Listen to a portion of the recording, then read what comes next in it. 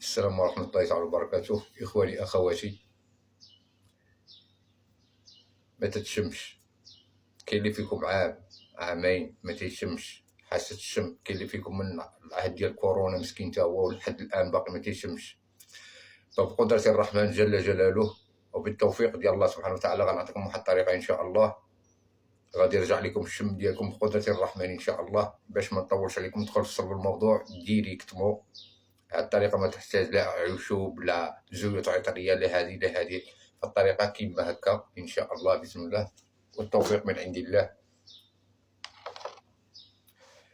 بالضبط هنا ما بين هاد الحجبان هادو هنا غادي تحط هاد الصباع ديالك كيما هكايا، تحط صباعك بحال هكا وغتجي لهاد الانف ديالك هنايا فين كاين هاد القروشه العظومه هادو هنايا بالضبط. كاين واحد جوج ثقبات تماك غتورك عليهم بحال هكايا، تورك على جوج ثقبات بحال هكايا.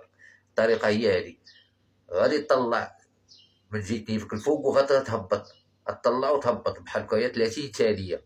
30 ثانيه ملي تمر 30 ثانيه ما تحيدش يديك، كتجبد تاني 30 ثانيه. تجبد الانف ديالك وتجبد هاد البلاصه هادي اللي هنا جيت الحجبه ديالك 30 ثانيه. من بعد ملي كتكمل باش دير واحد الطريقه تجريبيه غتحط حداك شي زيوت عطريه ولا دير شي طرف ديال النعناع حامضه وشي حاجه عطريه اخرى وتبدا تجرب ان شاء الله بقدره الرحمن. شي بلاص غادي يرجع لك الشم ديالك.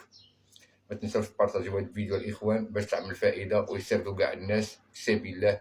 وما تنساوناش بالدعاء ديالكم. والسلام عليكم ورحمه الله تعالى وبركاته.